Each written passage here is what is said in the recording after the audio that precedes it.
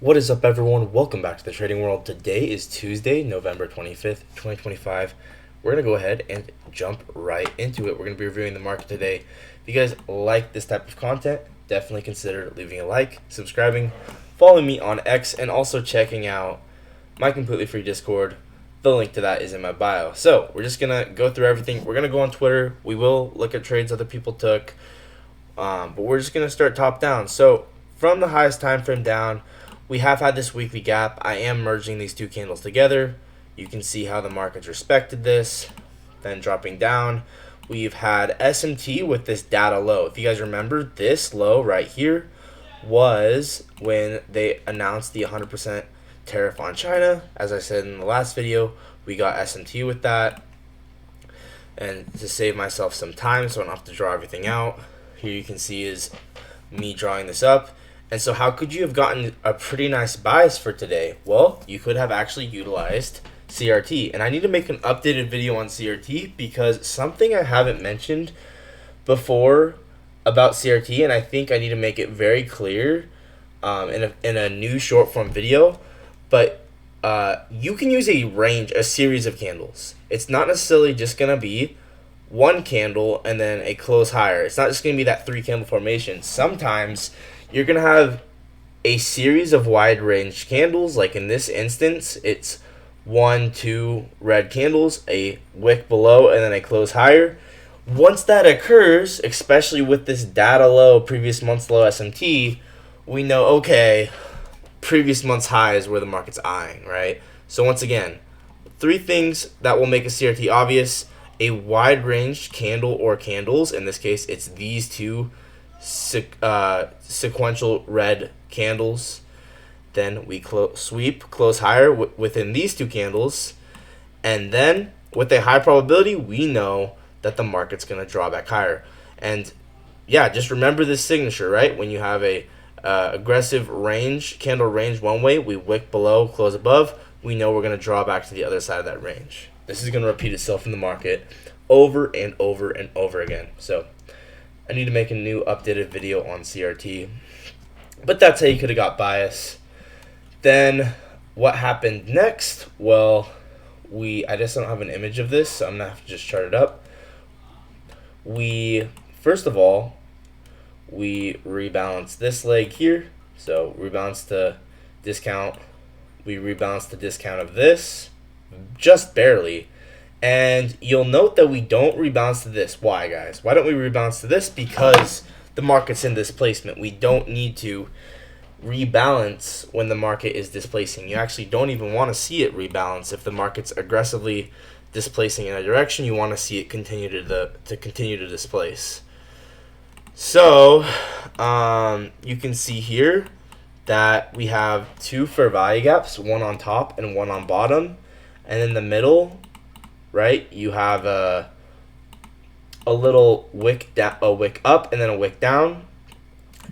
On the low time frame, this is actually an order block. So this is something that you will not hear basically anywhere, besides maybe in like very, very exclusive videos on the internet or in paid mentorship courses. But this is called a hidden order block. You can learn more about this in Hopalopika's book. But this is going to be very strong when you get this specific signature and price where we get displacement, and there's going to be 2 fair value gaps on either side. This is going to be a really nice key level to frame a model off of. So you can see now I did drop down to the 5-minute because this is also a 1-hour one, right? We have a 1-hour one here. So you can see how this was a buy model, right? We got sell side of the curve, buy side of the curve. And so anyway, now we're going to get into specific trades you could have taken. Essentially, we had a textbook day in the sense of we got our Judas swing starting at market open, right? 930 to 950. We get this leg lower. This is the Judas swing, meaning what is Judas swing again? It's when the market fakes out one way, and then after 9:50 to 10 a.m., we expand the opposite way, right? So it wipes out all shorts, and then starting at 10 a.m., we start to expand to go higher. So the trade most people ended up taking that was a win was down here. We ended up getting an inversion for value gap when we actually sweep out this low here. Let's get rid of this. We actually sweep out this low here.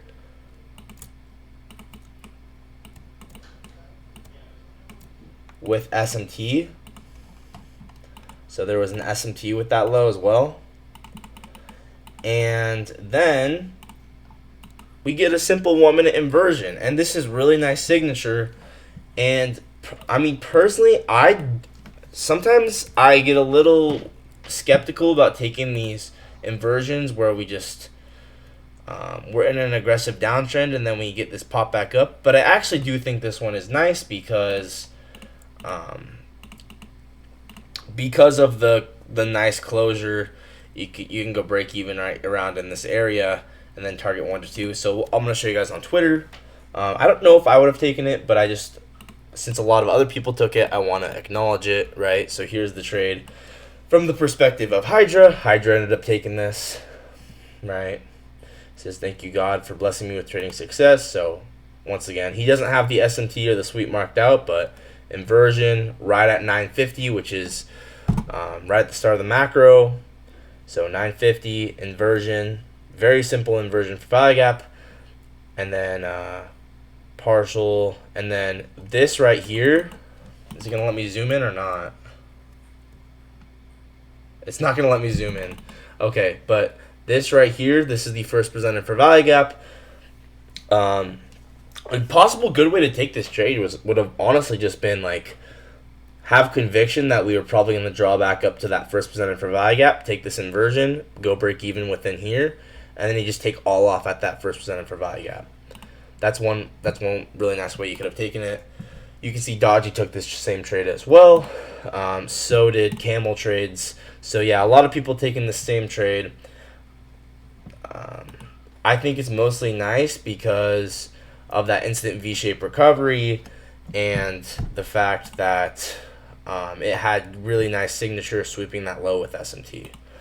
Other than that, though, I do get sometimes scared when it's a downtrend and then you get to move up. But based off of how well this candle closes, I think this is probably worth taking. So just a little note here, but I do think this is probably worth taking. I would go enter here.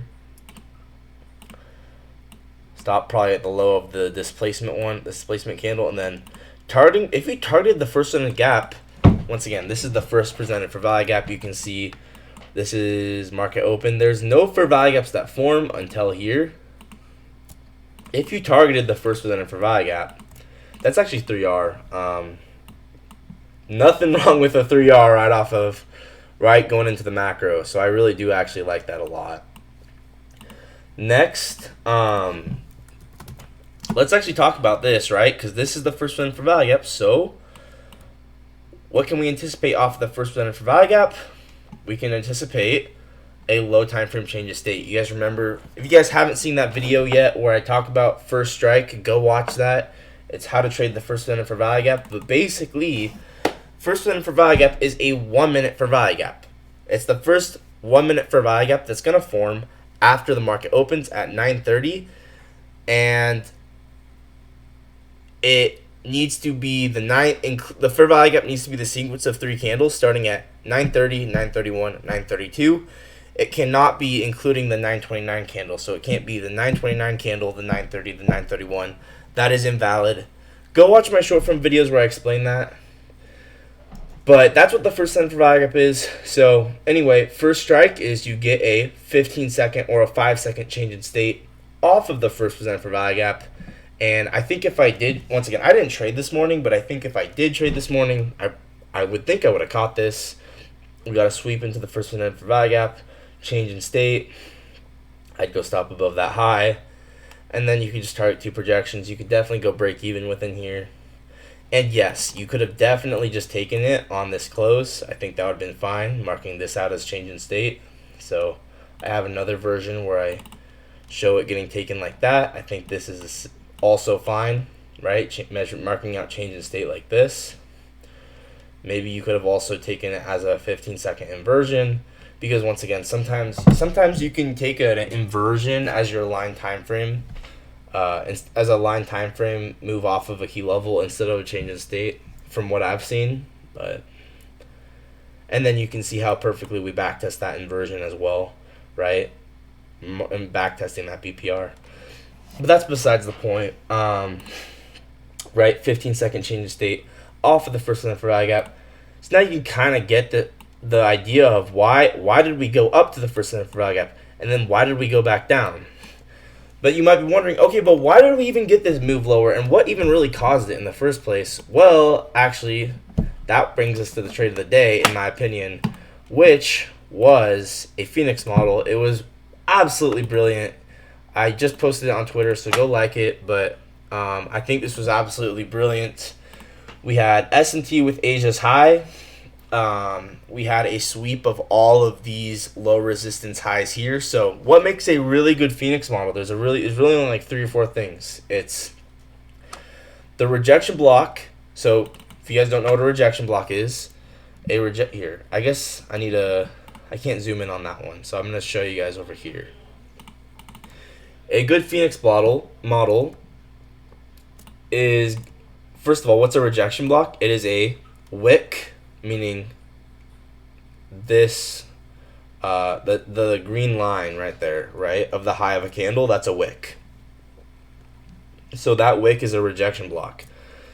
A good rejection block is gonna obviously take stop losses, meaning all of these guys get stopped out when we get this wick up and then close lower. All of these guys get stopped out. And it forms an SMT, right? So rejection block forms, sweeping out all these highs, closes lower, sweeping out all these stop losses. So first, rejection block takes stop losses. Second, this rejection block, it's got good signature to it, right? It's honestly just right size. It's not really like too big, it's not too small. It's a really nice size. So that's the second thing. Third thing, it is obviously AMD, right? We have enough accumulation that's formed. You can see all this is just a giant accumulation range. This is manipulation. So we know this is going to be a nice Phoenix model where you enter at the retest of the rejection block. And then fourth thing, SMT, right? Very obvious Asia SMT. And then, yeah, you can enter on that retest of that rejection, on the test of that rejection block. And then we deliver perfectly 8 projections. Now, guys, I normally like to target 7 projections, but this ended up perfectly going 8, so I just wanted to show that. And then as well, you guys may remember from other videos, midpoint of a rejection block is going to be extremely sensitive. If you ever enter at the midpoint, a lot of time it's going to be like essentially having 0 drawdown. So that's what I call Phoenix 0, where you enter on the midpoint of a rejection block, and you can see that's 0 drawdown. You get 16 RR, and you don't need to go break even, but I'd probably go break even essentially once we inverse this gap here, because at that point it's like, well, this is an inversion for value gap. I'm not expecting us to come back up. So hopefully that made sense. But yeah, this is basically getting in on the trade of the Judas swing. A lot of people, there was a low time frame inversion here. A lot of people tried to take the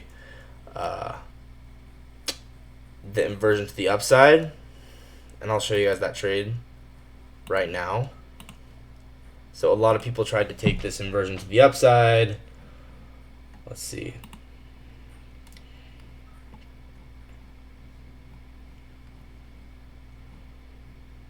Yeah, here it is.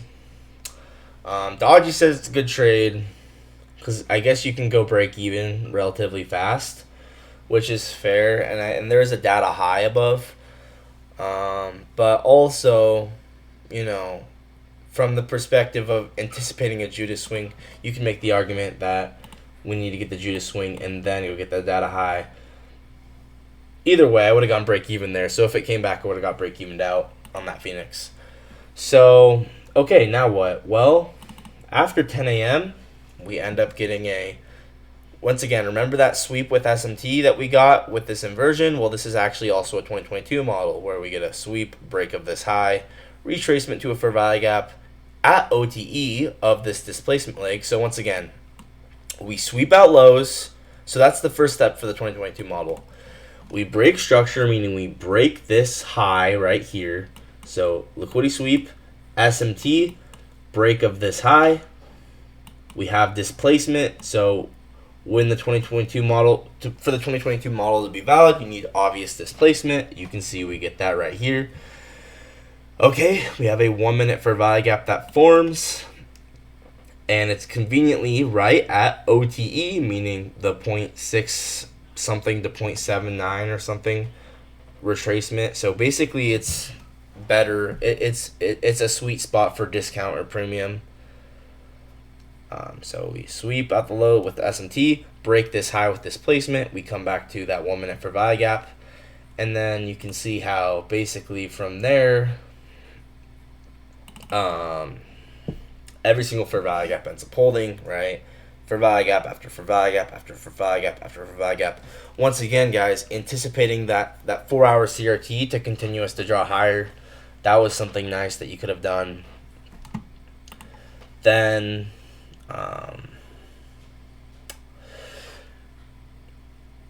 another thing about that Phoenix, you can see it was that Phoenix 0 entry was also perfectly aligned with the New Day opening gap. I found that to be kind of cool. But yeah, pretty textbook in the sense that 930 created the Judas swing, right? Once we get to the 950 macro, we start to reverse, and then we create this buy model off of this 4 hour here. Off of this 4 hour fair value gap, and as I said at the beginning of the video, off of this 4 hour, it's called a hippo because it's a hidden interbank price point is what Hopalopica calls it. But yeah, 4 hour hidden interbank price point. So use this as your higher time frame key level, and then you can see how we form a buy model off of this. Just very textbook market maker buy model off of this, right? Accumulation, manipulation, and then distribution. And I didn't trade today, but I did take, I'm going to cover the trade I took that was 1-to-1 RR. It was just this, right? I knew the bias was bullish because we were in a buy model. I saw this as second stage distribution, meaning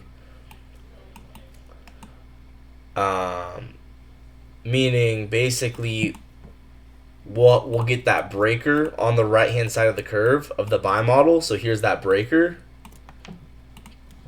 right? So the second stage distribution is basically just, we'll have the buy model basically completely formed. We'll come back test that breaker and fair value gap on the right hand side of the curve, and then what'll happen is we'll come back test that breaker and fair value gap, and then we'll get this last final move higher. And so when I saw us get this breaker and fair value gap on the right hand side of the curve of the buy model, right? Once again, accumulation, manipulation, and then distribution. When I saw us get this breaker and fair value gap on the right hand side of the curve of the model, I took this 15-minute IPG that got alerted by the dodgy indicator.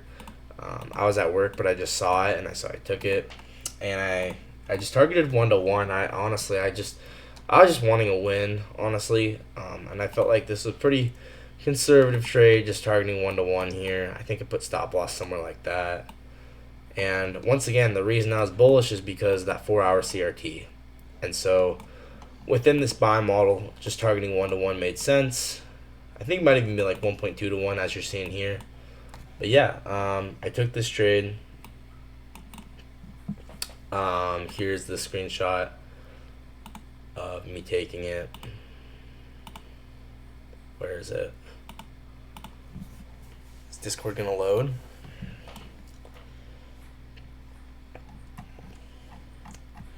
So yeah, here's the screenshot of me taking it. I took it on the leap, so this is me taking it on the leap, right? There's the dodgy indicator alerting the 15-minute inversion.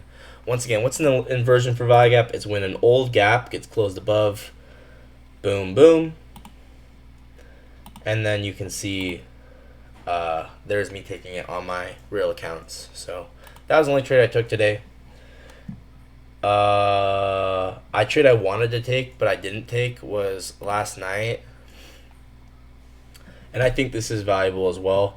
Last night I was watching the market in the middle of the night, and I was like, yo, we have stacked SMTs, meaning we have a high time frame SMT and a low time frame SMT. I got this SMT indicator, by the way, and I'm really loving it.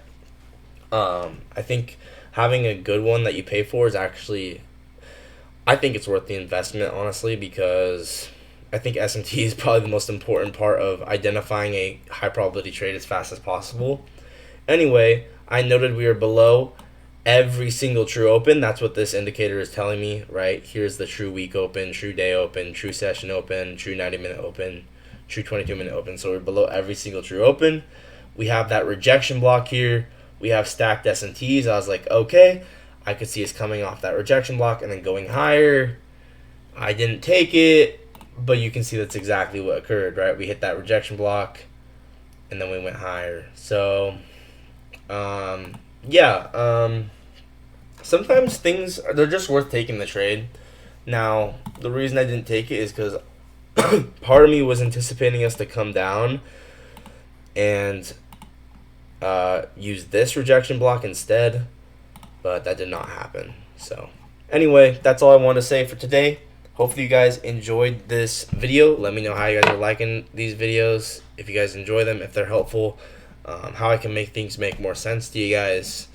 And yeah, I really appreciate all you guys. If you guys made it to the end of the video, what should you comment today?